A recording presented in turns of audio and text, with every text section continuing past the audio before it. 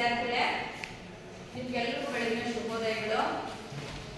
ಇವತ್ತಿನ ದಿನ ನಿಮಗೆ ನಾನು ಕನ್ನಡಿಗರ ತಾಯಿ ಅನ್ನುವಂಥ ಪದ್ಯದ ಮೇಲೆ ಆಶುಭಾಷಣ ಎನ್ನುವಂಥ ಚಟುವಟಿಕೆ ಮಾಡ್ತಾ ಇದ್ದೀನಿ. ಅದಕ್ಕೆ ನೀವು ಆಸಕ್ತಿ ಇರುವಂತಹ ವಿದ್ಯಾರ್ಥಿಗಳು 12 ಜನ ಹೆಸರು ಕೊಟ್ಟಿದ್ದೀರಿ.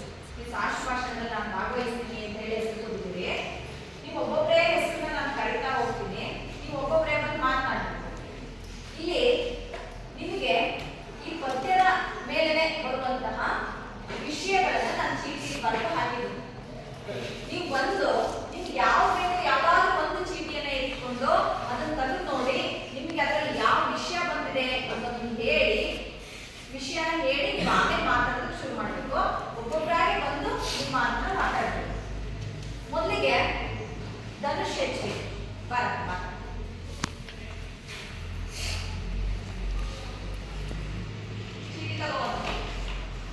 ನನಗೆ ಬಂದಿರುವ ಈ ವಿಷಯ ಕನ್ನಡಿಗರ ಮಾತೆ. ನಿನ್ನ ಹೆಸರು ಹೇಳು. ನನ್ನ ಹೆಸರು ಧನುಷ್. ನಾನು 8ನೇ ತರಗತಿಯಲ್ಲಿ ಎ ವಿಭಾಗದಲ್ಲಿ ಓದುತ್ತಿದ್ದೇನೆ. ಕನ್ನಡಾಂಬೆ ಗಟ್ಟಿ ಹೇಳಪ್ಪ, ಜೋರಾಗಿ ಮಾತಾಡು, ಎಲ್ಲರೂ ಕೇಳಂಗ ಹೇಳು. ಕನ್ನಡಾಂಬೆ ಅಥವಾ ತಾಯಿ ಭುವನೇಶ್ವರಿ ದೇವಿ ನಾಡಿನಲ್ಲಿ ನೆಲೆಸುವ ನಮ್ಮೆಲ್ಲರ ತಾಯಿಯಾಗಿದ್ದಾಳೆ. ಆದ್ದರಿಂದ ಕವಿ ಗೋವಿಂದಪ್ಪಯ್ಯವರು ಕನ್ನಡ ಮಾತೆಯ ಬಳಿ ಈ ರೀತಿ ಕೇಳಿಕೊಂಡಿದ್ದಾರೆ. ತಾಯಿ ನಿನ್ನ ಮುಖವನ್ನು ತೋರಿ ನಮ್ಮೆಲ್ಲರನ್ನು ಹರಸು, ನಮ್ಮಿಂದ ಮಕ್ಕಳನ್ನು ರಕ್ಷಿಸು, ನಮ್ಮ ತಪ್ಪುಗಳನ್ನೆಲ್ಲ ತಿದ್ದಿಕೊಂಡು ನಮ್ಮನ್ನು ಪ್ರೀತಿಯಿಂದ ನೋಡಿಕೊಳ್ಳುವೆ. ಆದ್ದರಿಂದ ನಾವು ನಿಮ್ಮನ್ನು ಎಂದಿಗೂ ಮರೆಯಲು ಆಗುವುದಿಲ್ಲ. ನನ್ನ ಮನ ತನ ನುಡಿ ಎಲ್ಲವೂ ಕನ್ನಡವಾಗಲಿ ಎಂದು ಕೇಳಿಕೊಳ್ಳುತ್ತೇನೆ. ಧನ್ಯವಾದ. ನೀವು ಮಾತಾಡ್ತಿರಲ್ಲಪ್ಪ, ಗಟ್ಟಿ ಧ್ವನಿಯಲ್ಲಿ ಸ್ಪಷ್ಟವಾಗಿ ನಿಧಾನ ಮಾತಾಡಬೇಕು. ನಿಮ್ಮ ಫ್ರೆಂಡ್ಸ್ಗೆ ಎಲ್ಲರಿಗೂ ಕೇಳಬೇಕು. ನೀವು ಮಾತಾಡ್ತಿರೋ ಹೇಳ್ತಿರೋ ವಿಷಯ ಗೊತ್ತಾಗಬೇಕು, ಸ್ಪಷ್ಟವಾಗಿ ಮಾತಾಡಬೇಕು. ನೆಕ್ಸ್ಟ್ ಯಾರು ಬರಪ್ಪ? ಮನವರಕ್ಕೆ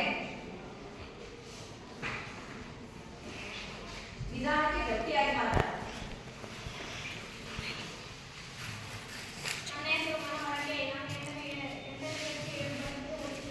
ನಿಧಾನಕ್ಕೆ ಗಟ್ಟಿಯಾಗಿ ಮಾತಾಡು. ನನಗೆ ಬಂದಿರುವ ವಿಷಯ ಕನ್ನಡ ನಾಡಿನಲ್ಲಿ ಕೇಳಿಸಲ್ಲ, ಗಟ್ಟಿಯಾಗಿ ಹೇಳೋ, ಜೋರ ಮಾತಾಡು. ಕನ್ನಡ ನಾಡಿನಲ್ಲಿರುವ ಪ್ರಕೃತಿ ಸಂಪತ್ತು. ಕವಿ ಗೋವಿಂದಪ್ಪಯ್ಯನವರು ಕನ್ನಡಿಗರ ತಾಯಿ ಎಂಬ ಪದ್ಯದಲ್ಲಿ ಕನ್ನಡ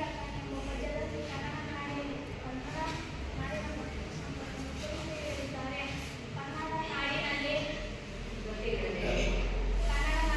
ಕನ್ನಡ ನಾಡಿನಲ್ಲಿ ಹಣ್ಣುಗಳನ್ನು ಕಾಯಿಗಳನ್ನು ಕೊಡುವ ವಿಧವಾದ ಮರಗಳಿವೆ.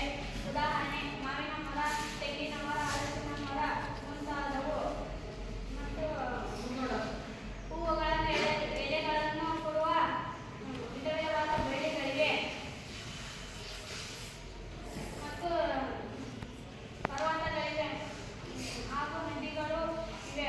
ತುಂಗಾ, ಭದ್ರಾ, ಕಾವೇರಿ.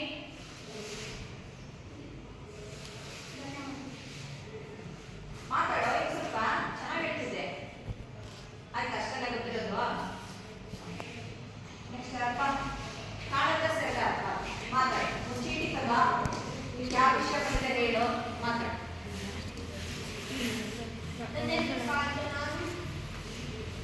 ನಾನು 8ನೇ ತರಗತಿ ಎ ವಿಭಾಗದಲ್ಲಿ ಓದುತ್ತಿದ್ದೇನೆ.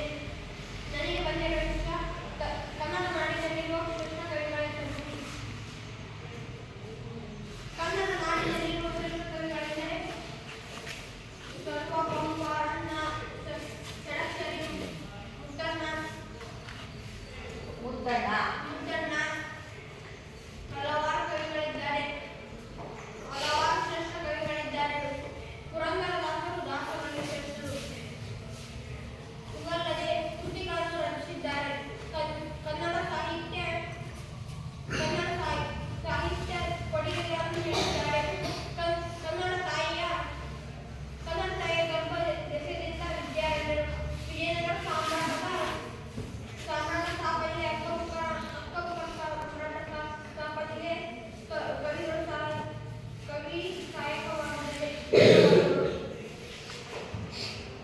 ನಿಧಾನ ಸ್ಪಷ್ಟವಾಗಿ ಮಾತಾಡೋಣ. ಸ್ವಲ್ಪ ಪ್ರದೀಪ್ ಬರ್. ಫಾಸ್ಟ್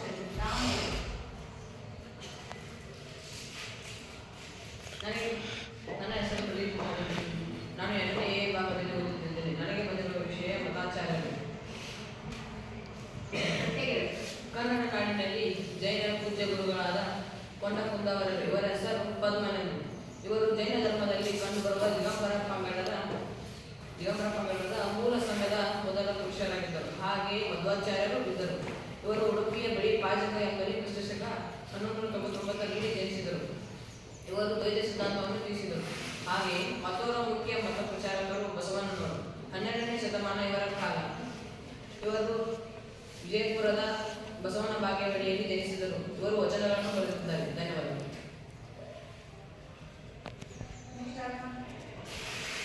ಮಂಜುನಾಥ್ ಹೀಗೆ ಬರ್. ಒಂದು ಚೀಟಿ ತಗೋ. ಅದು ಏನು ಬರ್ತಿದೆ ಅಂತ ಓದಬೇಕು. ಓದಿ ಹೇಳ್ಬೇಕು. ನಾನು ನೋಡಿ ನಿಮ್ಗೆ ಯಾವ ವಿಷಯ ಬಂದಿದೆ ಅಂತ ನೋಡ್ಬೇಕು ಬೇಡಪ್ಪ. ನನ್ನ ಹೆಸರು ಮಂಜುನಾಥ. ನಾನು 7ನೇ ವಿಭಾಗದಲ್ಲಿ ಓದುತ್ತಿದ್ದೇನೆ. ನನಗೆ ಗೊತ್ತಿರುವ ವಿಷಯ ಬೇಲೂರು ಮತ್ತು ಹಳೆಯ ಬೀಡು. ಪಕ್ಕಕ್ಕಿಡ ಅದ್ರಾಗ ಹಾಕೋಣ. ಬೇಲೂರು ಮತ್ತು ಹಳೆಬೀಡು ಇವು ಕನ್ನಡ ನಾಡಿನಲ್ಲಿರುವ ಪ್ರಸಿದ್ಧ ಐತಿಹಾಸಿಕ ಸ್ಥಳಗಳು ಮತ್ತು ಪ್ರವಾಸಿ ತಾಣಗಳಾಗಿವೆ. ಬೇಲೂರಿನಲ್ಲಿ ಚೆನ್ನಕೇಶ್ವರ ದೇವಾಲಯವಿದೆ. ಹಳೆಬೀಡಿನಲ್ಲಿ ಹೊಯ್ಸಳೇಶ್ವರ ದೇವಾಲಯವಿದೆ. ಈ 2 ದೇವಾಲಯಗಳು ದಕ್ಷಿಣ ಭಾರತದ ಪ್ರಸಿದ್ಧ ರಾಜಮನೆತನವಾದ ಹೊಯ್ಸಳರ ಕಾಲದಲ್ಲಿ ಕಟ್ಟಿಸಿದ ದೇವಾಲಯಗಳು ಮತ್ತು ಈ 2 ದೇವಾಲಯಗಳು ಶಿಲ್ಪಕಲೆಗೆ ಹೆಸರುವಾಸಿಯಾದ ದೇವಾಲಯಗಳು. ಧನ್ಯವಾದಗಳು.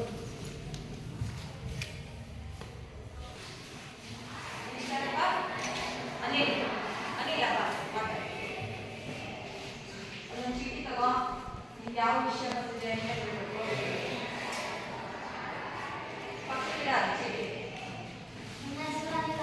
ನಾನು 7ನೇ ವಿಭಾಗದಲ್ಲಿ ಓದುತ್ತಿದ್ದೇನೆ. ನನಗೆ ಬಂದಿರುವ ವಿಷಯ ಗೊಮ್ಮಟೇಶ್ವರ. ಕನ್ನಡ ನಾಡಿನಲ್ಲಿ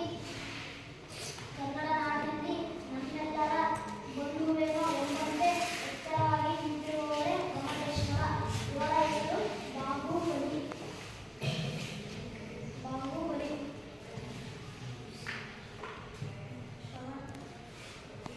ಹೇಳು.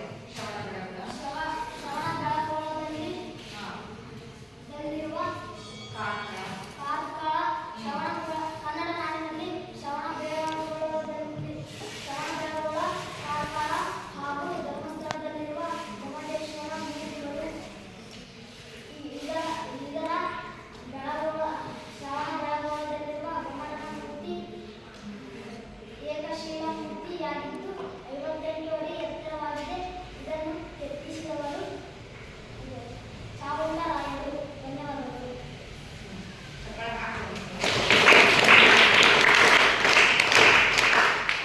ಒಂದು 2 ಹೆಸರು ಅನಿಲ ಆಮೇಲೆ ಯಾರಪ್ಪ ಮಹೇಶ್ ಪಿ ಮಾತಾಡು. ಒಂದು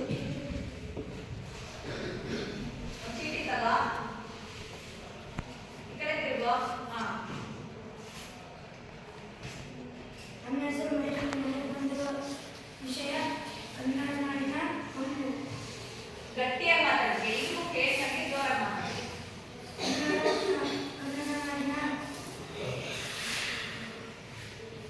ಕನ್ನಡವು ಪ್ರಪಂಚದ ಶ್ರೇಷ್ಠ ಭಾಷೆಗಳಲ್ಲಿ ಒಂದಾಗಿದೆ. ಇದು 2000 ವರ್ಷಗಳ ಇತಿಹಾಸವನ್ನು ಹೊಂದಿದೆ.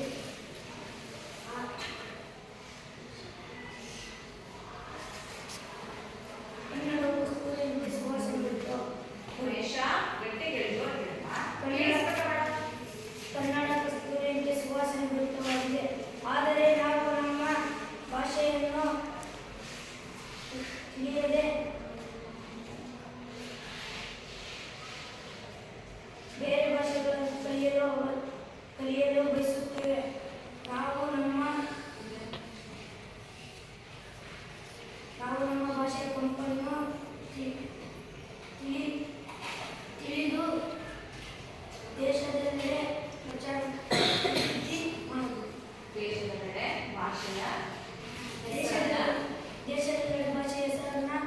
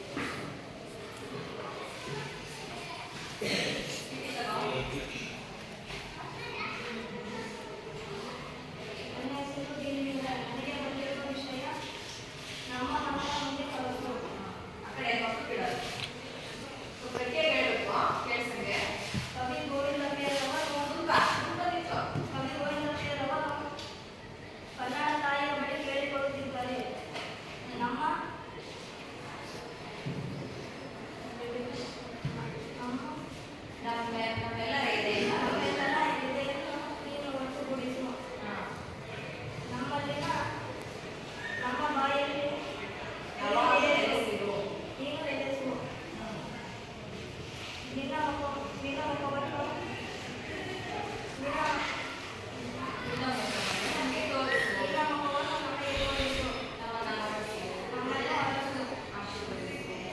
ಗಟ್ಟಿ ಹೇಳು.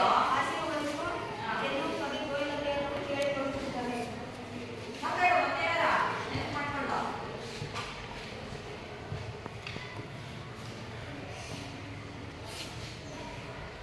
ಆಯ್ತಾ ಅಷ್ಟೇ ಆಗ್ಬಿಟ್ಟಿರೋದು. ಸರಿ ಬಾ.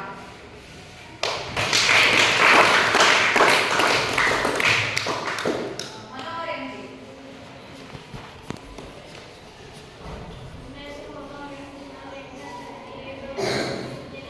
ಮನೋಹರ ಗಟ್ಟಿಯಾಗಿ ಹೇಳ್ಬೇಕು. ಸ್ಪಷ್ಟವಾಗಿ ನಿಧಾನ ಮಾತಾಡು. ಮುಂದೆ ಬಾ.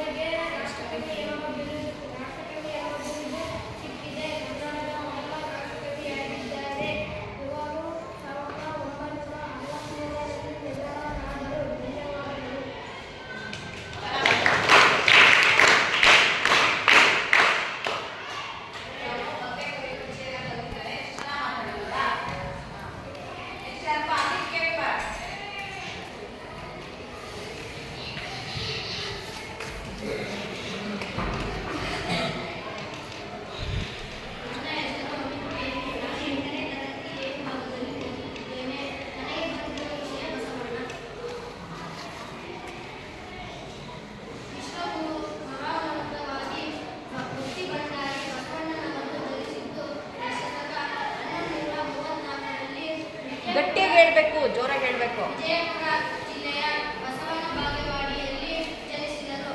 ತಂದೆ ಮಾದರಸ, ತಾಯಿ ಮಾದಲಾಂಬಿಕೆ. ಇವರು ಕಲಶುರಿಯ ಅರಸ ಬಿಂಜಳನ ಆಸ್ಥಾನದಲ್ಲಿ ಮಂತ್ರಿಗಳಾಗಿದ್ದರು. ಇವರು ಸಾವಿರಾರು ವಚನಗಳನ್ನು ರಚಿಸಿದ್ದಾರೆ. ಸಮಾಜದಲ್ಲಿರುವ ಅಸಮಾನತೆ, ಮೂಢನಂಬಿಕೆ ಹಾಗೂ ಜಾತಿ ಪದ್ಧತಿಗಳನ್ನು ಹೋಗಲಾಡಿಸಲು ಸಾಮಾಜಿಕ ಕ್ರಾಂತಿಯನ್ನೇ ಉಂಟು ಮಾಡಿದವರು. ಇವರು ಇಷ್ಟಲಿಂಗ ಪೂಜೆಯನ್ನು ತಿಳಿಸಿದವರು. ಧನ್ಯವಾದಗಳು. ಹಾ.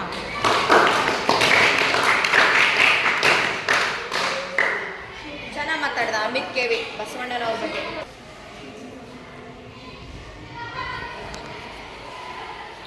ಯಶವಂತ್ ಎನ್ ಬಾರಪ್ಪ ಮಾತಾಡು.